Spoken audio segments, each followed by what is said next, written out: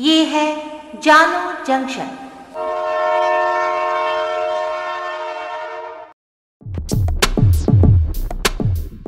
नमस्कार, आज है 10 फरवरी 2022। मैं हूं पूजा वर्मा और आप सुन रहे हैं जानो जंक्शन पे Hindi news podcast news rail.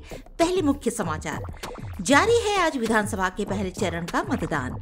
Corona की स्थिति में सुधार के चलते विदेश से आने वालों को मिली राहत, नहीं होना होगा क्वारंटाइन। नई गाइडलाइंस 14 फरवरी से लागू होगी। लखीमपुर हिंसा मामले में गृह राज्य मंत्री अजय कुमार मिश्रा के बेटे आशीष मिश्रा को मिली हाई कोर्ट से जमानत। बिहार के मुख्यमंत्री नीतीश कुमार ने गुरुवार को वीडियो कॉन्फ्रेंसिंग के माध्यम से 7 निश्चय 2 के तहत गांवों में मुख्यमंत्री ग्रामीण सोलर स्ट्रीट लाइट योजना का कार्य 15 अप्रैल 2022 से शुरू करने का निर्देश दिया। रेसलिंग के सुपरस्टार द ग्रेट खली सियासी मैदान में उतरे, बीजेपी में हुए शामिल। केरल में वैलेंटाइंस डे पर होने जा रही है भारत की पहली ट्रांसजेंडर रजिस्टर्ड मैरिज। अब समाचार विस्तार से। विधानसभा चुनाव के पहले चरण के मतदान के तहत आज उत्तर प्रदेश के 11 जिलों में 58 सीट पर वोट डाले गए। दोपहर 1 बजे तक 35.03% वोट पड़े थे। नोएडा में मतदान की रफ्तार सबसे कम देखी गई। लोकतंत्र के महापर्व पर लोगों में जबरदस्त उत्साह दिखाई दे रहा है। वोट डालने के लिए लोग अपनी शादी और विदाई तक की परवाह नहीं कर रहे। उत्तर प्रदेश के कई जिलों से दुल्हा दुल्हन की फोटो आ रही है। कई दुल्हन विदाई से पहले वोट डालने के लिए पहुंची हैं, तो कहीं बारात रवानगी से पहले पूरी बारात सजे धजे अंदाज में वोट डालती दिखाई दी। केंद्रीय स्वास्थ्य मंत्रालय ने गुरुवार को अंतर्राष्ट्रीय यात्रियों या विदेशों से आने वालों के लिए नई कोरोना गाइडलाइंस में बड़ी राहत दे दी। बताया गया है कि कोरोना की स्थिति में सुधार के चलते मंत्रालय ने विदेश से आने वालों को ये राहत दी है। नई गाइडलाइंस 14 फरवरी से लागू होगी। नई गाइडलाइंस के मुताबिक अब जोखिम वाले देश अन्य देशों के बीच कोई फर्क नहीं रहेगा। स्वास्थ्य मंत्रालय ने विदेश से भारत आने वालों को 7 दिन के होम क्वारंटाइन से भी राहत दे दी है, लेकिन इसके बजाय उन्हें 14 दिन तक अपने स्वास्थ्य पर खुद नजर रखने की जिम्मेदारी सौंपी है। उत्तर प्रदेश के लखीमपुर खीरी जिले में 3 अक्टूबर को हुए तिकुनिया हिंसाकांड मामले में मुख्य आरोपी केंद्रीय गृह राज्य मंत्री अजय मिश्रा टेनी के बेटे आशीष मिश्रा को गुरुवार को जमानत मिल गई है। आशीष मिश्रा को हाईकोर्ट की लखनऊ बेंच से जमानत मिली है। ये आदेश जस्टिस राजीव सिंह की एकल पीठ ने दिया। कोर्ट ने 18 जनवरी 2022 को आशीष की जमानत अर्जी पर सुनवाई के बाद अपना आदेश सुरक्षित रखा था। तिकुनिया में हुई हिंसा के दौरान किसानों की मौत के मामले में एसआईटी ने कुछ दिन पहले सीजेएम कोर्ट में 5000 पन्ने की चार्जशीट दाखिल की थी, जिसमें एसआईटी ने इस घटना में आशीष मिश्रा को मुख्य आरोपी बनाते हुए 14 लोगों को आरोपी बनाया था।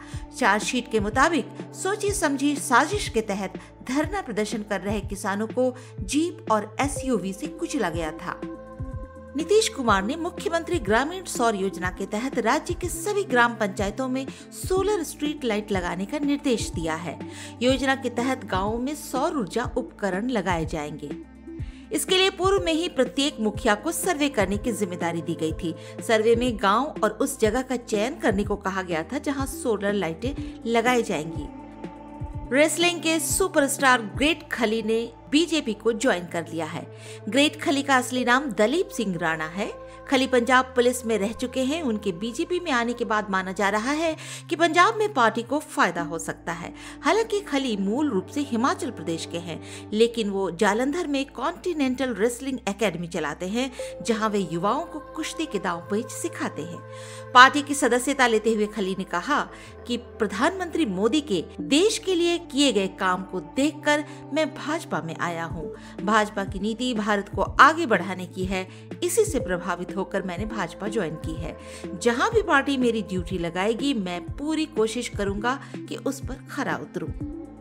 केरल में इस बार वैलेंटाइंस डे यानी 14 फरवरी को एक ट्रांसजेंडर जोड़ा विवाह करने जा रहा है।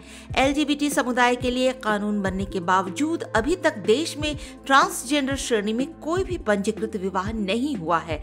ये पहली बार होगा कि भारत में कोई भी शादी ट्रांसजेंडर श्रेणी में रजिस्टर्ड होगी। इससे पहले देश में कई ट्रांसजेंडर लोगों ने शादी की है, लेकिन उन्होंने अपने विवाह को पुरुष और महिला कैटेगरी में ही रजिस्टर्ड करवाया है। भारत में ट्रांसजेंडर लोगों के अधिकारों के लिए 2019 में ट्रांसजेंडर व्यक्ति अधिनियम 2019 नामक एक कानून बनाया गया था। इस कानून के लागू हो जाने के बावजूद भी देश में ट्रांसजेंडर लोगों को अभी सामाजिक मान्यता मिलने का इंतजार है। ये ट्रांसजेंडर जोड़ा इस मामले में अनोखा है क्योंकि दोनों ही उच्च शिक्षित हैं और अपने करियर के एक ऊंचे मुकाम पर हैं। त्रिशूर के निवासी मनु कार्तिक एक मल्टीनेशनल कंपनी में एचआर हैं, जबकि तिरुवनंतपुरम की रहने वाली श्यामा एस प्रभु केरल के सोशल जस्टिस डिपार्टमेंट में ट्रांसजेंडर सेल में स्टेट प्रोजेक्ट ऑफिसर हैं। ये दोनों 14 फरवरी को विवाह के बंधन में बंधने जा रहे हैं। आज के लिए इतना ही। सुनते रहिए जानू जंक्शन पे न्यूज रेल।